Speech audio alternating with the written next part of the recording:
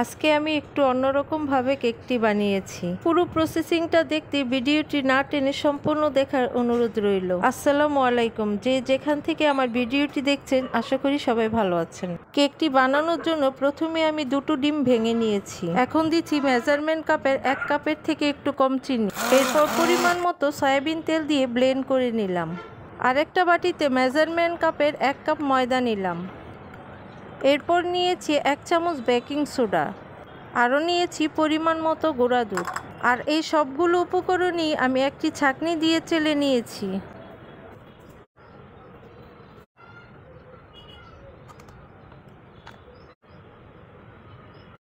চালা হয়ে গেলে সবগুলো উপকরণ আমি ভালো করে মিশিয়ে নিচ্ছি।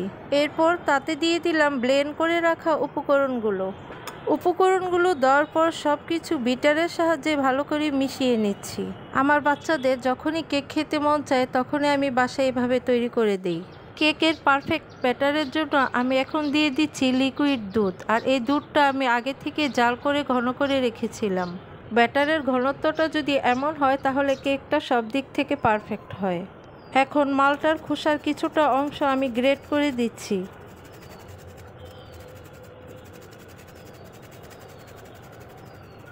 গ্রেট করা হয়ে গেলে বিটারের সাহায্যে এখন মিশিয়ে নিচ্ছি। এখন দিয়ে দিচ্ছি 1 ফালি মাল্টার রস। এই কেকের মধ্যে আমি ব্যানানা এসেন্সের পরিবর্তে মাল্টার রস ব্যবহার করেছি। মাল্টার পরিবর্তে আপনারা চাইলে কমলা লেবু অথবা লেবুর রস ইউজ করতে পারেন। এখন যে পাত্রটির মধ্যে আমি কেকটা বানাবো সেই পাত্রের চারিদিকে আমি তেল ব্রাশ করে নিচ্ছি। আর পাত্রটির সাইজ মতো আমি কাগজ কেটে পাত্রটির চারিদিকে আমি বসিয়ে দিচ্ছি। এখন পাত্রটির মধ্যে কেকের উপকরণগুলো ঢেলে দিলাম।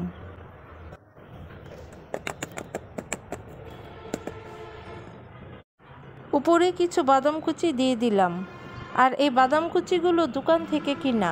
সাথে আরও দিলাম আমার তৈরি টুটি ফুটি।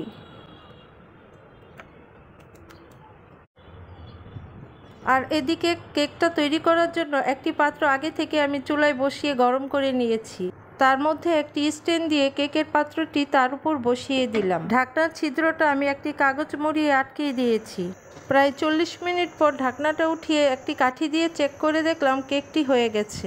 মাশাআল্লাহ, কেকটি অনেক সুন্দর দেখাচ্ছে। এখন কেকটি চুলা থেকে নামিয়ে ফেললাম।